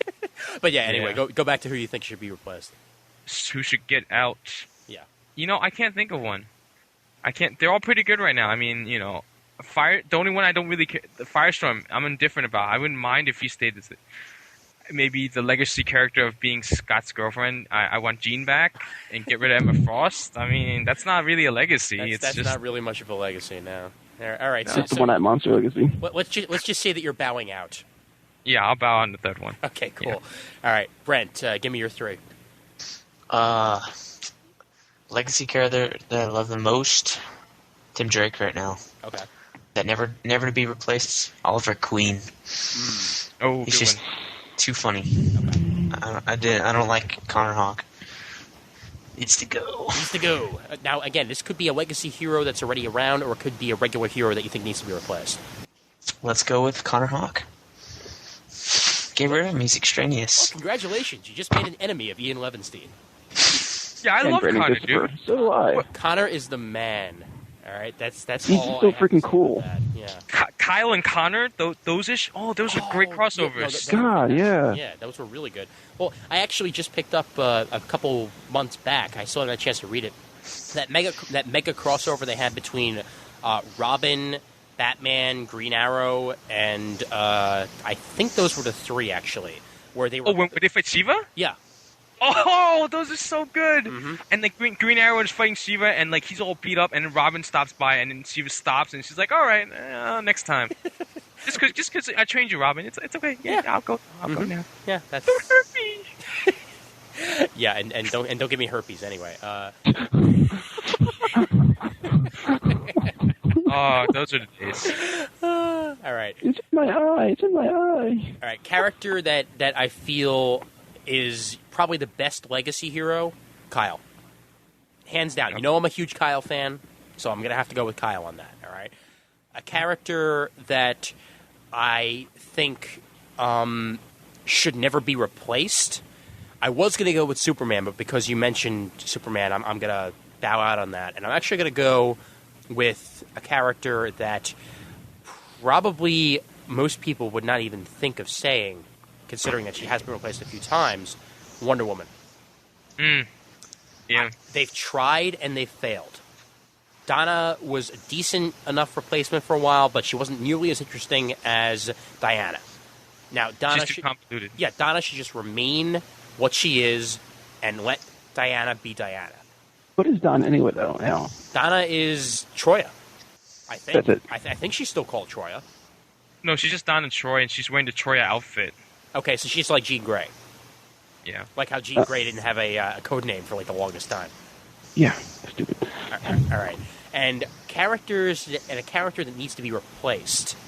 You know, I think at this point, after all of the BS that they pulled with this character, making him Monarch and all that, I'm going to go with Captain Atom.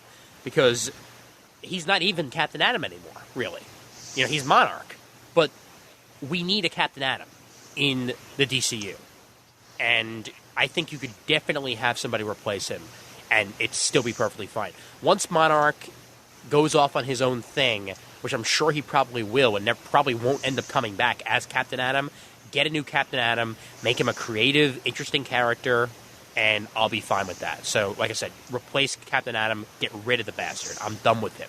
Enough with the Monarch crap. Brandon, you're up. All right. My favorite, I think, legacy characters of all time have always been the Slingers. And, like, no, I don't, not many people remember the Slingers, but they were, like, offshoots of Spider-Man during his identity crisis. Oh, yeah. And, like, the reason they worked so well because they weren't Spider-Man. That's why. Yeah. And, like, they all had their different personalities. And that's why I love them. But I think my favorite legacy character ever has been Tim Drake Robin. He's just such a good Robin. He's such a strong character. And I just like him as Robin, honestly. My least favorite one right now, gotta be Penance. I'm sorry. Bobby Baldwin. I like Pain. I'm all in S&M. No, I'm sorry. It's just not cool anymore. I'm sorry. S&M went out in the 90s. Just let it go. Well, again, you're saying that he should be replaced by another Penance by saying that. So No, I think he should be just. There should only be one Penance, and the Penance who is now known as Hollow should just take up the name again. that's fine. By my name. Okay, cool. Because honestly, that character, the fact that she was alone, the fact that she couldn't speak, the fact that no one could touch her without dying, I think that's why she worked as a character from Gen X. Yeah. And the fact that they treated her like a pet, even though she was fully aware of what's going on outside of her body, that she couldn't express it. I think that was that's what the character was. The character was actually going through some type of penance. Yeah. Here he's just some type of emo kid who couldn't handle his life, and now he just wants to, give it all a rest. Yeah. Some honorable mentions that I'll mention here. Genus Vell, Captain Marvel. I miss him like hell because he was a great character.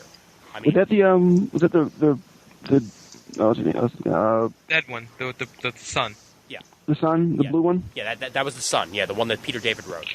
Yeah, okay. Yeah, that was wonderful. I'll mention Ant-Man because, well, Ant-Man, every incarnation of Ant-Man has been great. And Thunderstrike. The Thunderstrike in the MC2 universe. Oh, yeah. Like a hell of a lot better than the original Thunderstrike, actually. Because I liked Eric Masters in the store, but as Thunderstrike, he was kind of eh.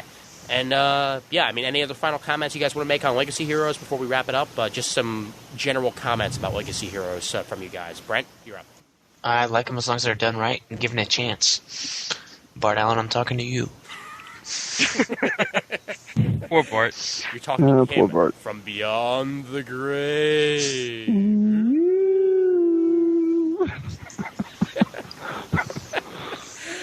Raph. We forgot to mention Spider-Girl, but Spider-Girl's good, and Penance. I hate Penance. I hate Penance. But yeah, I think Legacy characters are great when they're done right, and if you know how to handle them, they can have magnificent runs like Kyle Rayner, or they can flop like Bart and like a few others. Yeah. Okay. U.S. Agent. Oh, God, yeah, U.S. Agent. U.S. Agent flopped. Yeah, because, again, he was a replacement Cap. A lot of people forget that. They replaced Cap for a while, and it didn't really work out too well. Same costume. Mm-hmm. Brandon. My only thing is I have to say is just keep them simple, honestly. Like I said before, take some old, take some new, mash them together, see what works. What doesn't work, you toss out, and you keep trying. That's the best way I can see to make a legacy character. Prime example, Tim Drake. Again, he's a little bit of Dick. He's a little bit of Jason Todd, but he's not all of either one. Yeah. And that's why he works so well. Mm-hmm. He's his own guy. Mm-hmm. Yeah. My final thoughts on this: make me care about the character. Don't just throw a character in and say, "Oh yeah, that dude is insert hero here now," because the other dude is retired or in Tahiti having a vacation, so he decided, "Hey, have my costume. Here you go. Go ahead, use it." No, that's not the way you make it work. Give me a reason to like the character, give him personality, make him fit in, and I'm all for it. So again, make me care about the character, and anything will work if you're a legacy hero. That's all I have to say about that. Well, we're going in about, I guess, maybe 2.5 hours at this point. I don't even know anymore because we've technically been going for about 3, but I think about a half hour of that was wasted. So Half hour wasted. Yeah, thank you very much. We'll release that as the very, very quiet part where absolutely nobody was on the line and I just kept it running. But, yeah. Beat that Raging Bullets. Oh, hell yeah. Mm-hmm. Yeah, no, this will be released as episode 49, part 7. And we'll... Hey. Oh, come on, man. Come on, dude. I'm a huge fan of Raging Bullets. Everybody knows that. Everybody knows that. It's just that once they got to episode 49, part, 5 this time, I left a comment on their blog and, on the forums, and I hope he saw it. You guys should start a spin-off podcast and name it Episode 49. Yeah, seriously. Just keep having. This is episode 49, episode 1. This is episode 49, episode 74. I gotta wonder, do they record for 3 days straight to get all their episodes done? Yeah, pretty much. Jeez. Pretty much. That's the way they roll. But again, they're awesome, and I love you guys, and please don't hurt me. All right, well, let's wrap this up with everything that everybody's doing. Brent, have you decided on what your next BK's Bullets is going to be yet? Can you guess the answer? The answer to that would be, yeah, you're going to do the full run of Ambush Bug. Asbats.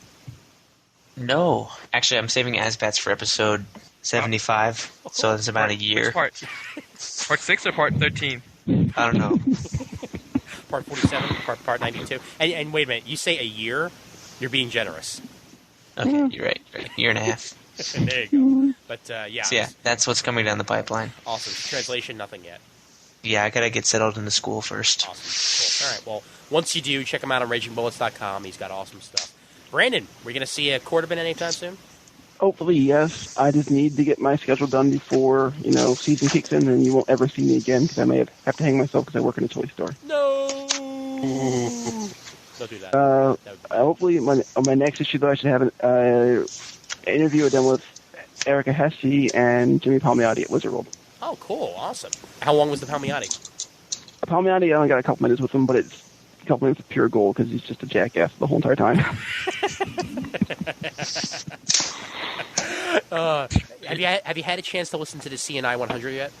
No. Give it a listen. That is pure Palmiotti gold right there. Did you get your wallet back? He said that he was going to PayPal me the money, but I highly doubt that. And the wallet itself is way gone by now. I'm sure it's in like Tahiti somewhere or something. Some strippers, pocketbooks and worse. Right, sure, yeah. Dude, again, my favorite moment at any con, all right, any panel I've gone to is that moment right there. I met your cousin on the bus. Yeah, don't worry about it. I'll get your wallet back. Absolutely pure gold right there. But, yeah, where can we find the Quarterbin? Oh, geez. IndigoFire2525.libsyn.com. Excellent. Cool. And, again, the episode where he had me on is syndicated on the Comic Timing feed, and we very well might end up syndicating the Erica Hesse / Palmiotti. That's in the works, but we'll work that out. I might actually add on to that, like if we are going to have it on here, perhaps I'll maybe just have a conversation with you about what it was like to talking to them and that sort of stuff. We'll figure that out later on. Okay. Ref, Geeks Unite. Will we see it before next June? Before next June, probably. I actually plan on doing one before 300, basically. Cool. I want to get one done before the end of the month, and I basically have a week. A little bit less than a week, I think. Mm-hmm. Something like that. But yeah, I plan on doing a Geek Shoot episode. I might go solo. Like, I might not go with... I might just do something where I talk about my stuff and what's going on with me. I don't know. Like just because I can. Well, yeah, exactly. If you do that, Juan might hit you. That's true, but then I'll tell Juan to do his own version of it, and he'll be happy. Geek Night, his and hers edition. Dude, just splice it together as one episode. It's all good. Exactly. And then, you know what? I'll just edit it. Like, what about you, Juan? What's going on? I'll put his part in. Okay, thanks, Juan. And then there you go. That's it. Well, I have no idea what you're talking about. So, Brent, how do you feel about this? Ready to go sleep? Yeah. Yeah, good answer. Good answer, sir. Good answer. Yeah, but anyway, geeksunite.libsyn.com, and I wouldn't be surprised if we end up recording an episode at CGS 300 of this show. Not at all. And end of yours. Yeah, but I'm not going to be surprised at all. Yeah, but yeah, and it's freewebs.geeksunite, right? Yes. Freewebs Comic Geeks Unite. Yeah, exactly. All right, before we wrap it up, here's a promo for Just Another Fanboy, and then we'll get into the end of the episode. Here we go. Now here's a comic book podcast that I know you'll just love. Just Another Fanboy. Join your hosts Karen and Steven as they bring you the very best in podcast excellence. Steven talks comics, Karen talks celebrity gossip, and they both just have a rip-roaring good time. I don't know about the rest of you, but when I read the issue with the reveal that Ronan was Echo, I could actually hear the sound wah, wah, wah. I didn't ask you, how much did it cost? It was like $20. The one you got me? Yeah. Oh my gosh! Yeah, that's okay. Well, don't do that anymore. That's standard. Well, I had that gift certificate. But still, wow. That's standard. Wow. That's standard. Steve Wacker has not, to the best of my knowledge, ever taken a bath in Jell-O with wicker mannequins dressed like the flying monkeys from The Wizard of Oz. You know, like my Silver Surfer, sometimes you gotta go pull out with what you gotta go couple with. of fish before you get a bunny. If you are not reading Daredevil, you are a fool. A fool, I tell you. Read it. Go back, get the trades, cut out all the pictures, bathe in them. So if you like comics, movies, DVDs, TV, crotchety old men, rabid badgers, and a good laugh, you'll enjoy Just Another Fanboy. Try it out at www.justanotherfanboy.com.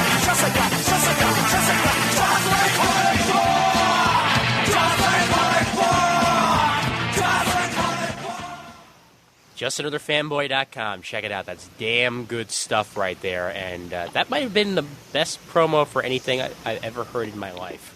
I agree. I'm going to go bathe in Daredevil pictures now. My favorite line, though, is definitely you have to get a few fish before you get a rabbit. Or bunny or whatever the hell he said. But yeah, anyway, it's late. Let's get out of here. The email address for Comic Timing is comictiming@gmail.com. Don't forget to check out the forums over at thecomicforums.com/forum, which are graciously hosted by Comic Geek Speak guys over at comicgeekspeak.com. If you want to send a voicemail to Comic Timing, you can do so over at 1-888-654-2278. If you're outside the U.S., that's +1-305-437-8719. That enter the phone number 646-496-6848, followed by the pin 1234. It's a complicated process, but it's plenty of fun for me to hear from you folks, so go ahead and do that. Please vote for us on Podcast Alley. The links are in the show notes and on the main page. And please dig us on dig.com. That'd be very nice. And send us an iTunes review on iTunes. Graciously appreciated. We are proud members of the Comics Podcast Network over at comicspodcast.com. And we're also members of the League of Comic Book Podcasts, which is brought to you by Derek Coward of Deliberate Noise. So for the bunch of people that are on this episode, for Brandon, for Raph, and for Brent, I'm Ian Levacy, reminding everybody that's out there that there's always... Okay, Raph, you can say it. Time for comics. Damn straight. Later, folks.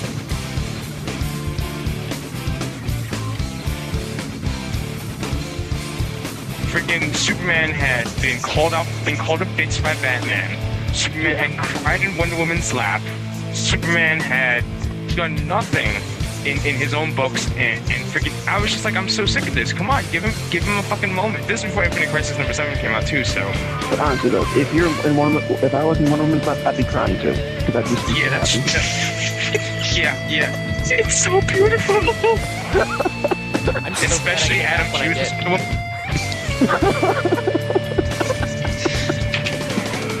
Also joining us on the call is it's 11 o'clock on the dot. 1 second.